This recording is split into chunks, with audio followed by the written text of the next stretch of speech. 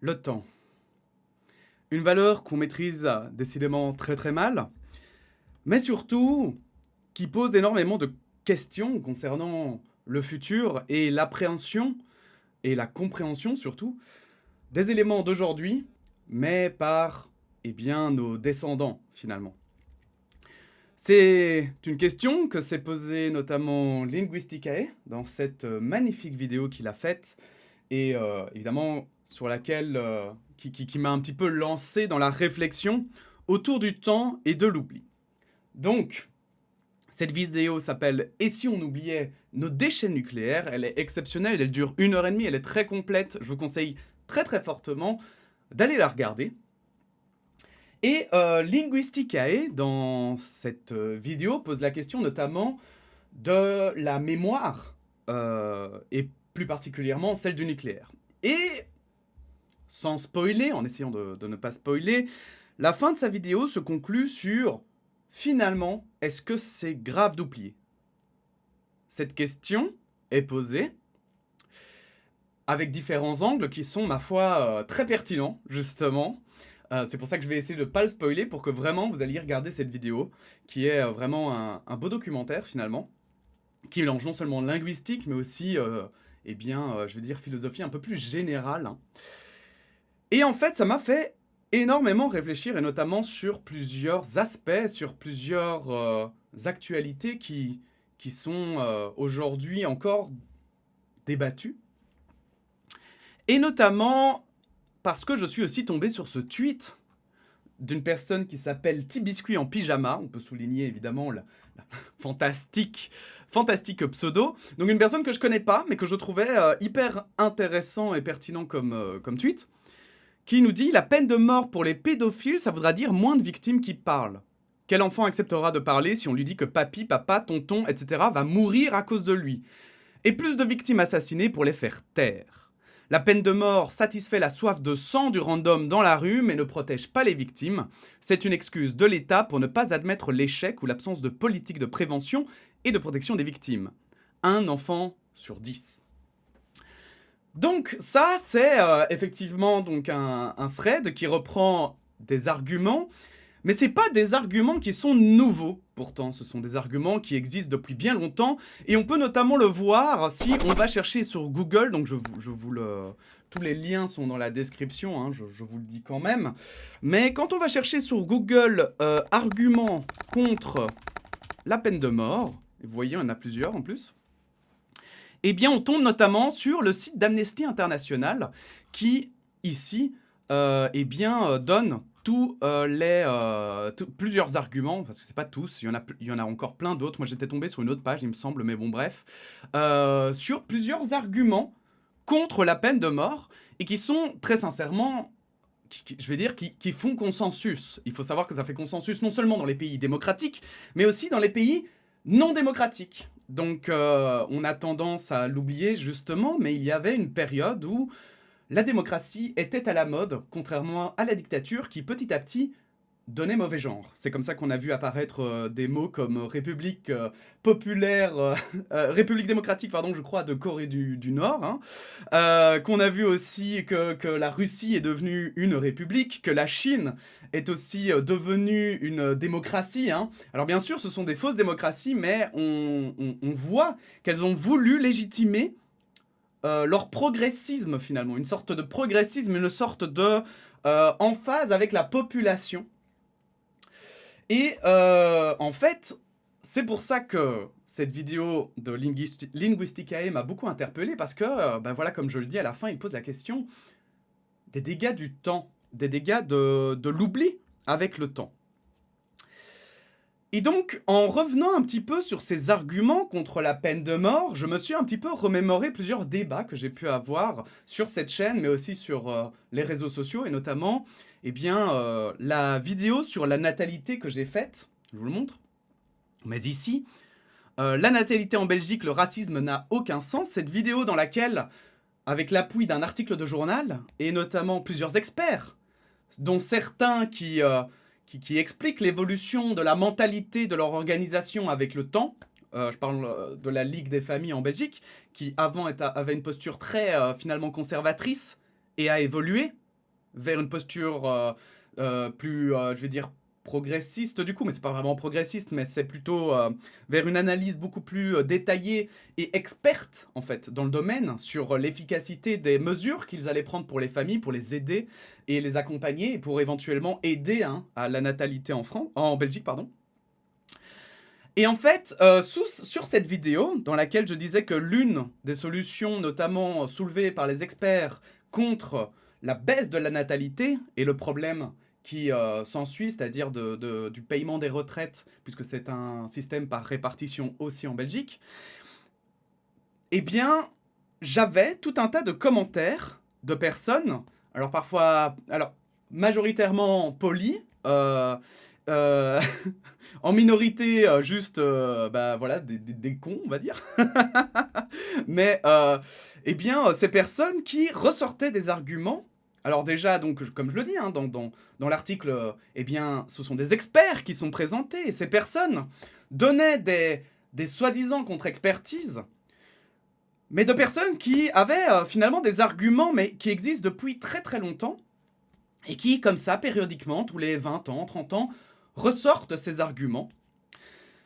Et donc, justement, ce côté de devoir de mémoire, pardon, excusez-moi, pour la transition ratée, mais ce côté de devoir de mémoire, eh bien, finalement, je me suis posé la question, mais est-ce qu'on se rend compte des dégâts que fait l'oubli ? Et en fait, en partant de ce postulat-là, je me suis rendu compte que Linguisticae n'avait pas tort. Ce n'est pas tant l'oubli qui est problématique. Parce que surtout qu'aujourd'hui, on a Internet, on a en fait des sources à foison. Certains diront trop, moi je pense pas. Mais nous pouvons vraiment réellement avoir accès à l'information et notamment aussi les anciens débats, puisque de plus en plus de textes sont numérisés, d'anciens textes, voire même de très très anciens textes, puisque certains musées numérisent carrément l'écriture de textes de l'Antiquité, etc. Et c'est là où je me suis rendu compte, au fur et à mesure de l'avancée, on va dire, de ma réflexion, que je me suis rendu compte du problème de l'oubli. Le problème n'est pas tant finalement l'oubli que la réinterprétation de faits qui ont eu lieu. Donc par exemple, là où Linguisticae se pose la question de le message d'aujourd'hui, en français d'aujourd'hui, que l'on dirait par exemple ne creusez pas ici, pourrait, dans le futur, dans 100 ans, 300 ans, 1000 ans, pourrait vouloir dire creuser ici. Parce que l'évolution de la langue française fait que, eh bien, on a des mots qui changent, on a des interprétations qui changent, des contextes qui changent. Et donc, c'est pas si simple finalement de transmettre quelque chose, un message notamment, aux générations futures en étant sûr qu'il sera compris dans le sens premier dans lequel il a été écrit. Je vous parle même pas au niveau artistique, hein, où l'artiste, voilà, c'est la preuve ultime, hein, qui exprime quelque chose, une image, un livre, etc. Et qu'on peut constater qu'il y a un nombre quasiment infini d'interprétations qui peuvent exister autour de ces œuvres. Donc c'est vraiment la preuve que, effectivement, c'est très difficile de communiquer aux générations futures. Mais alors, qu'est-ce qui fout le bordel, en fait ? Comment ça se fait que on a des réflexions d'aujourd'hui qu'on a déjà eues par le passé et qui reviennent pourtant. Je parle notamment mais donc du racisme, parce que derrière en fait ce débat que j'ai eu avec beaucoup de gens, hein, parfois des gens très honnêtes, hein, des gens qui pensent sincèrement leurs opinions, parfois des gens aussi hein, qui m'apportent des contre-arguments et notamment des experts selon eux. Et c'est là où vraiment je me suis posé la question, mais comment ça se fait que ces gens sont persuadés et ne connaissent pas justement ces débats qui pourtant ont lieu parfois pour la peine de mort. On a eu un siècle de débats sur la peine de mort. Je veux dire, aujourd'hui, il y a une large majorité de pays qui ne pratiquent plus la peine de mort, il me semble. Je ne me rappelle plus exactement des stats. Mais on le sait pourquoi on ne le fait plus. On a eu plusieurs ouvrages artistiques, je pense notamment au Dernier jour d'un condamné, qui expliquent pourquoi la peine de mort est horrible et absurde. Et là, par exemple, cet argument que je vous ai lu tout à l'heure, hein, donc celui-ci hein, sur Twitter, Eh bien, celui-ci aussi, on le connaît depuis longtemps. On connaît par exemple aussi depuis très longtemps que la peine de mort ne décourage pas les criminels de faire des crimes, ne décourage pas les pédophiles à réfréner leurs attirances. Donc en fait, finalement, on sait que la peine de mort ne sert à rien. Et pourtant, aujourd'hui, quand j'ai sorti il y a peu, quand j'ai parlé de pédophilie, notamment avec cette vidéo où je parlais des chevaliers de Twitter, je remarque qu'il y a beaucoup de jeunes qui pensent que la peine de mort, on devrait la réinstaurer. Et c'est là où je me suis dit, bah tiens, c'est bizarre, parce que c'est une mémoire qu'on a. Moi, dans ma jeunesse, je me souviens l'avoir appris, mais alors est-ce que... Comment ça se fait qu'on l'a oublié, voire même, c'est pire, parce que c'est pas qu'on l'a oublié, c'est que carrément, on a réinversé notre mentalité. Et ça, je trouvais ça très particulier, et ça ne s'explique pas juste par l'oubli, parce que l'oubli, voilà, comme le dit Linguisticae d'ailleurs dans sa vidéo, c'est pas tant le fait d'oublier qui est un problème, parce que si on oublie et qu'on se dit bon ben c'est pas grave, il y a les sources qui sont là et je peux les lire et ah oui c'est vrai c'était pour ça qu'on avait arrêté de faire ça, bah tranquille en fait. Le souci c'est plus pour moi la déformation. Et c'est pas tant la déformation linguistique, qui évidemment, puisque Linguisticae, au cas où vous ne l'auriez pas compris, est une personne qui étudie la linguistique, donc forcément elle prend l'angle linguistique, mais moi j'avais envie de prendre un autre angle et de réfléchir un peu plus vastement à cette question. Parce que, en fait, qui ramène l'idée de la peine de mort aujourd'hui dans nos contrées, ben souvent c'est amené par les politiques en fait. Par la politique. Mais qui particulièrement dans la politique? Eh bien souvent, la plupart du temps, ce sont des gens qui sont soit très mal renseignés, mais je pense que c'est vraiment une large minorité, soit qui sont malhonnêtes. Et qui en réalité ne cherchent pas vraiment, en fait, à être efficaces. Ce ne sont pas des gens qui justement se sont posé la question un jour, tiens, est-ce qu'on réinstaurerait la peine de mort? Et qui se sont dit, je vais aller voir les arguments, je vais tous les lire, et puis ensuite, je vais essayer de moi-même avoir une nouvelle théorie qui n'a pas vu le jour. Non, ce n'est pas des gens qui font ça. Ce sont des gens qui reprennent des arguments qui existent depuis souvent des siècles, et qui vont les ramener. Et en fait, c'est là où l'oubli est très fort.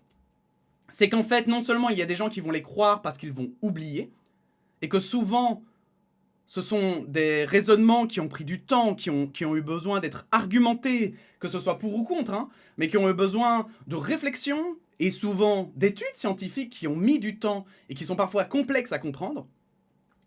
Et donc ces gens oublient ça, oublient ces preuves, oublient ces argumentations. Mais en plus, ces personnes qui vont discuter, en fait, justement, hein, qui parfois vont prendre conscience hein, de ces arguments qui existent déjà, eh bien, ils vont, de manière très malhonnête, faire abstraction de ces arguments.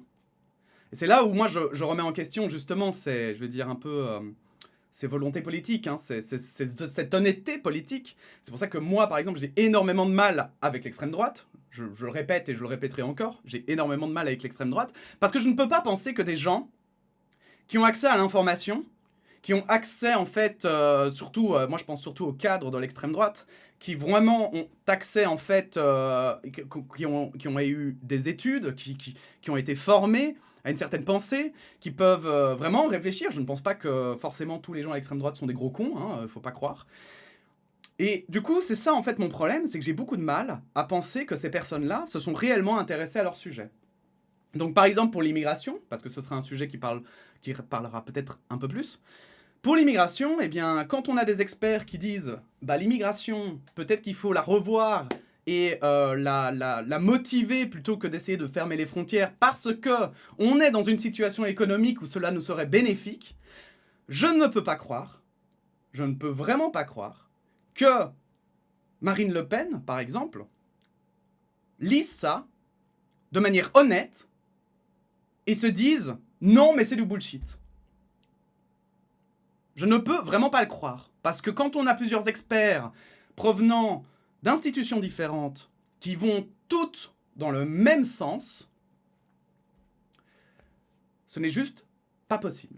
Et ce que j'ai remarqué aussi, c'est que justement, eh bien, les personnes, et notamment, je pense à l'une des personnes qui, voilà, si elle est toujours là, eh bien, m'entendra peut-être et se reconnaîtra, a mis énormément, par exemple, a cité énormément d'experts, avec des gros guillemets, je vais mettre des guillemets, permettez-moi, et notamment tout un historique, c'était assez impressionnant, c'était franchement au bord du millefeuille argumentatif, si pas en plein dedans, mais qui avait mis effectivement donc des dates, mais notamment aussi des personnalités, etc., des travaux produits. Mais cette personne, l'argumentaire qui était apporté par cette personne pour croire en ces gens, en ces experts, eh bien c'était « oui, mais ils sont à contre-courant, du coup il faut les croire ». Et il mettait au même niveau un expert à contre-courant que plein d'experts qui sont d'accord entre eux. Et pourquoi est-ce qu'il faisait ça? Parce que dans son argumentaire, c'était « oui, mais il faut savoir écouter tout le monde ». Et derrière, pour moi, justement, ça montre un énorme oubli. Un énorme oubli. C'est que le racisme, par exemple, hein. Donc ici, c'était un peu plus cette personne, voilà, je ne dis pas que cette personne est raciste, quand même, comprenons-nous, je ne me rappelle plus très bien de la discussion, donc je peux pas dire que celle-là en particulier était raciste, mais j'ai vu bon nombre de personnes se cacher, en fait, cacher leur racisme derrière de la rationalité, en faisant croire que finalement, leur racisme, c'était une opinion comme une autre, en fait. Sauf que non, pas du tout, pas du tout. Ça fait littéralement là aussi, hein, voire un siècle, voire deux, que l'on a des débats sur le racisme, qu'on a des pour et des contre. On le sait même que c'était un débat qui avait lieu, je veux dire, c'est presque millénaire, hein, ce débat, puisque c'est un débat qui a eu lieu pendant, même au Moyen-Âge, on en parlait, des esclaves, etc. C'est un débat qui était vraiment extrêmement important.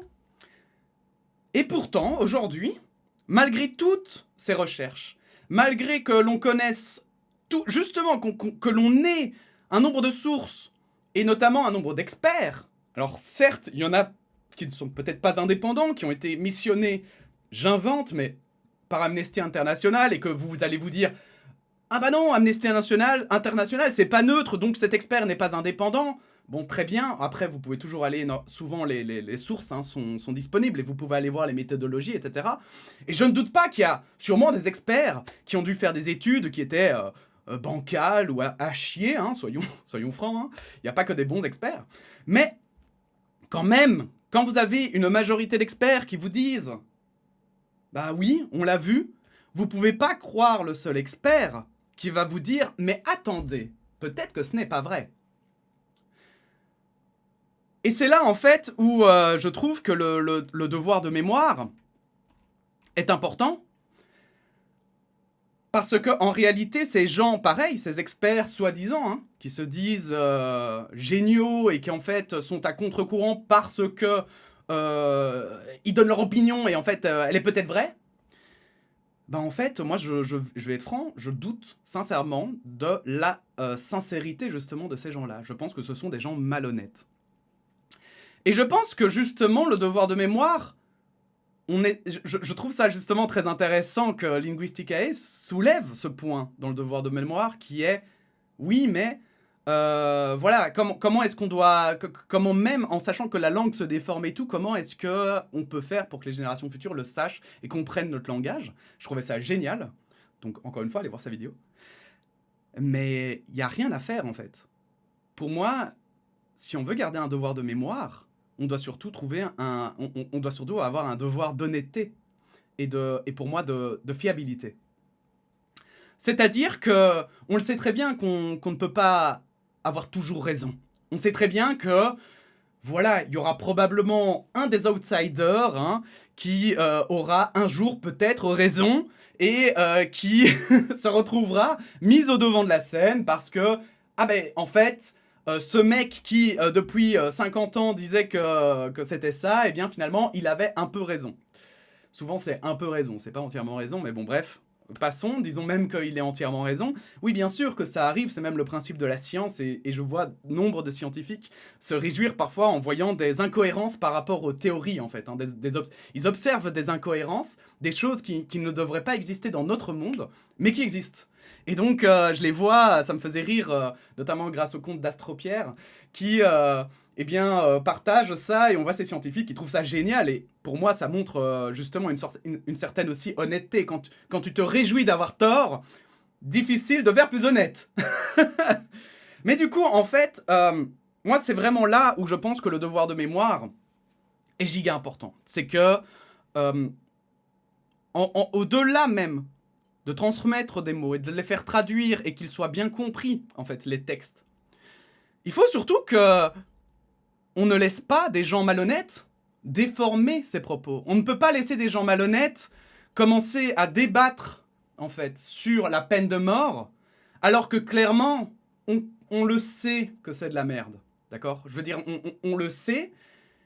Et ça, il suffit d'aller revoir tous les arguments qui ont déjà été produits. Pareil pour, du coup, eh bien, le racisme. On le sait que ça n'a aucun sens, on le sait aujourd'hui. Et pourtant, je revois des gens hein, qui croient encore à ces théories de, par exemple, différenciation physique, qui pensent que les personnes d'autres nationalités peuvent être bêtes, en fait, plus bêtes que des Européens, par exemple. Et moi, c'est vrai que ça me rend fou de savoir ça, alors que si on regarde, par exemple, comment il s'appelle ce film encore Django.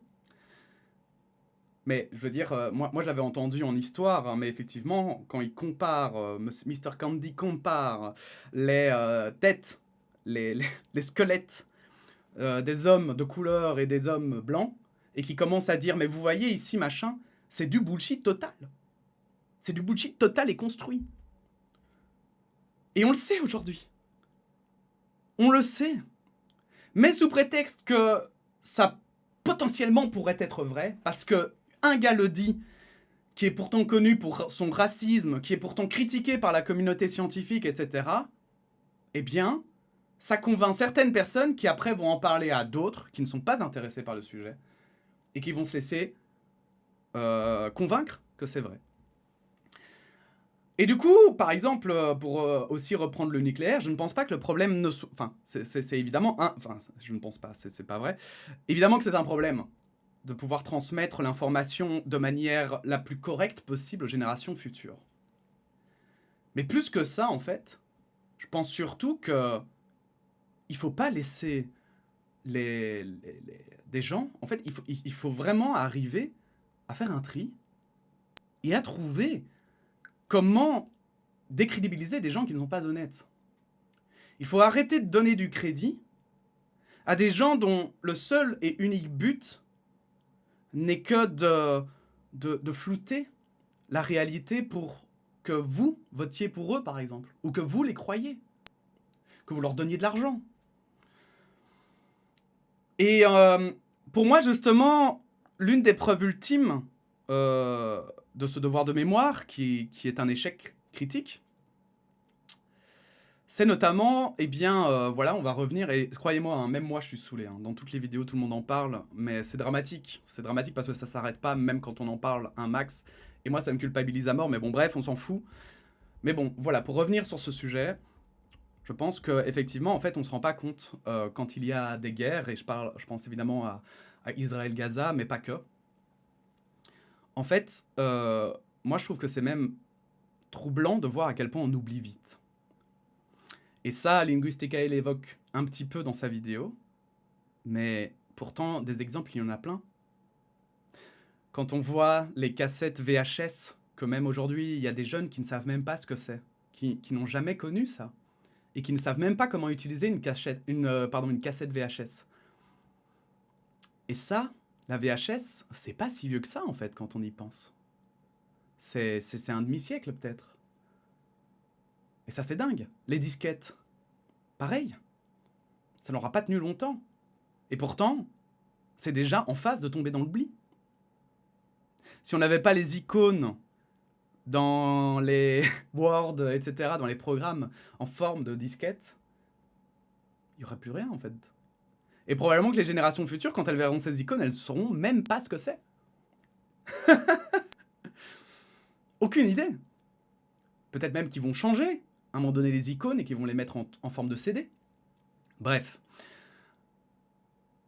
C'est surtout que là, en fait, pour moi, c'est évidemment, Linguisticae parle de nucléaire, mais pour moi, en fait, on dépasse même ça. C'est que quand on parle d'Israël-Gaza, je vous invite d'ailleurs à regarder cette vidéo qui est parmi, je trouve, les pires vidéos que j'ai vues. Donc c'est pas gore, c'est pas, enfin voilà, c'est pas dégueulasse, c'est pas des images troublantes. J'en ai vu plein et vraiment, j'ai vu des trucs dégueulasses, mais ça, il y a pas d'image dégueulasse du tout. Mais pourtant, je trouve que c'est l'une des pires vidéos que j'ai vues parce que c'est un appel d'une jeune fille qui est en train de se faire tirer dessus par un char. Et bon bref, je vous en dis pas plus, mais je vous invite vraiment à regarder cette vidéo de France Info. Et c'est en regardant cette vidéo que je me suis dit, mais comment on en arrive à oublier en fait l'horreur de la guerre? Comment on en arrive à oublier même que la guerre, c'est censé être... comment dire?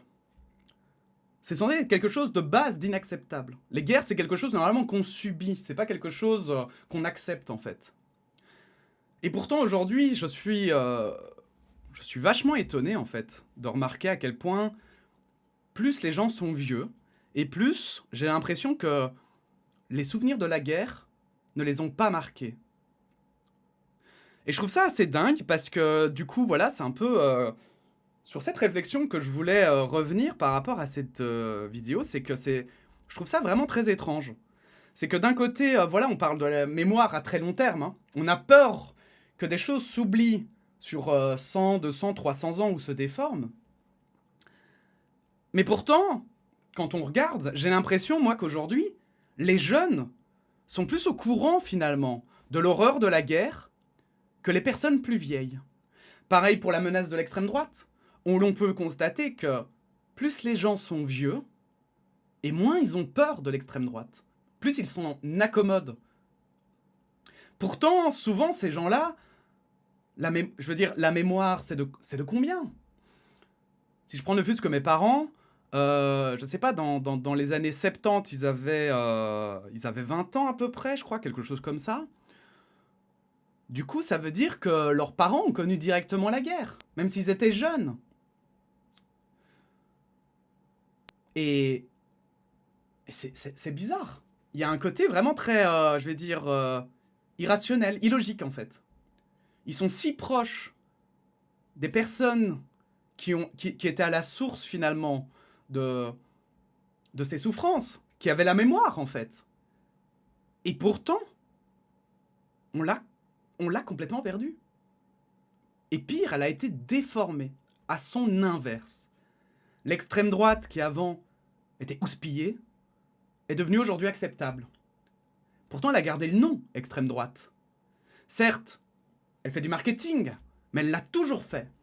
Elle se fait toujours croire humaniste, proche de la population et de la réalité. Et pourtant, elle a faux sur tous les sujets qu'elle ne fût-ce qu'aborde. Et je veux dire, ce sont des sujets qu'on connaît depuis des siècles, pour certains.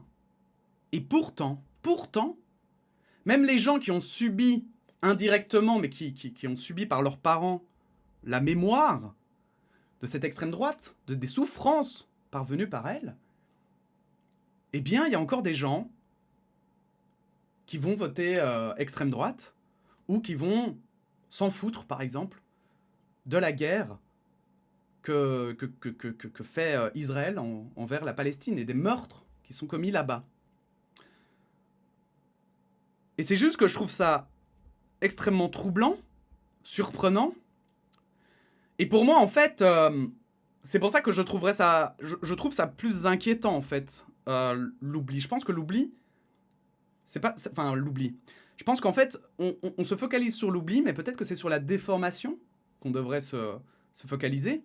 Mais pas tant la déformation involontaire, pas tant sur la déformation, je pense, qui fait qu'il y a des gens qui essayent de comprendre, mais qui ne comprennent pas, et du coup, ils font des mauvais liens. Ils ont quelques pièces du puzzle, il leur en manque, et du coup, en fait, ils font des mauvaises déductions. Non, c'est pas ceux-là, je pense, qui sont les plus dangereux. Je ne pense pas que c'est ça qui fait que, eh bien, on déforme la réalité. Si on prend par exemple la propagande qui a lieu durant l'Antiquité, de Jules César, ou de Napoléon même, hein, pour prendre quelque chose de plus proche, quand on voit le nombre de personnes qui croient encore cette propagande, qui sont persuadées que finalement Napoléon c'était un mec bien, ou que César a civilisé l'Europe, on se dit que ces gens-là, ils ont compris un truc quand même dans le devoir de mémoire. Et que c'est possible finalement de garder pendant 1000 ans des informations intactes presque. Mais du coup, peut-être qu'on devrait se focaliser justement sur ces fausses informations qui restent intactes parce que des gens ont des intérêts à les garder intactes. Et peut-être se combattre toujours un peu plus et rappeler que la désinformation, la gravité en fait de la désinformation, la gravité aussi de ces gens qui finalement n'ont que comme business le mensonge et le travestissement de la réalité. Et c'est pour ça que moi, quoi qu'il arrive, je vous le dis quand même, mais sur cette chaîne-ci, on se battra toujours pour la vérité. On acceptera certes tous les arguments, on pourra les écouter, on pourra les analyser ensemble, on pourra en parler, voilà, etc. en commentaire. Cependant, je n'aurai jamais aucune compassion pour les gens qui volontairement, propagent de la désinformation ou propagent voilà, des idées fausses, font par profit personnel, tentent de convaincre les autres qu'ils ont raison, que ce soit à gauche, à droite, au centre, à l'ouest, au sud, au nord, à l'est. Ça, c'est quelque chose que je pense que nous devons tous combattre, quel que soit notre bord politique, quelle que soit notre sensibilité. Parce qu'en fait, ça ne touche même pas que nous. Je pense que ça, voilà, c'était un peu ça finalement ma conclusion. Vous me direz en commentaire si vous êtes d'accord, mais ça ne touche pas que nous. Ça, en fait, ça peut. Une bête idée, même un bête hoax, hein, une bête fausse information, peut parfois avoir des répercussions sur des décennies, des siècles, encore après. Et oui, ça peut être un risque, je pense, pour les générations futures, plus que finalement des informations parcellaires ou qu'elles comprendraient mal, parce que, enfin, travailler dans ces fameux devoirs de mémoire, etc. Bref, c'était un peu tout ce que je voulais dire. Je trouvais que la vidéo, voilà, c'était passionnant, ça a un peu nourri ma réflexion, et je trouvais que c'était peut-être sympa aussi, voilà, d'aborder le conflit israélo-palestinien de ce côté, surtout que justement avec Israël, qui a subi aussi, hein, qui a aussi un gros devoir de mémoire, et qui pourtant se laisse convaincre par l'extrême droite. C'est vraiment, finalement, ça, pour moi, ça englobe le tout. Et voilà, je vous donne mon opinion ici, je vous le dis quand même, hein, mais évidemment, c'est qu'une opinion, et et ici, particulièrement dans cette vidéo-ci, bah, je n'ai pas de conviction, c'est pas des convictions que je vous partage, c'est vraiment une opinion et des réflexions. Et j'espère que vous, ça nourrira peut-être la vôtre aussi. En tout cas, n'hésitez pas à partager cette vidéo, à la liker, à la commenter. Je vous mets tous les liens dans la description comme d'habitude, et puis sinon, on se dit à bientôt pour de nouvelles actualités.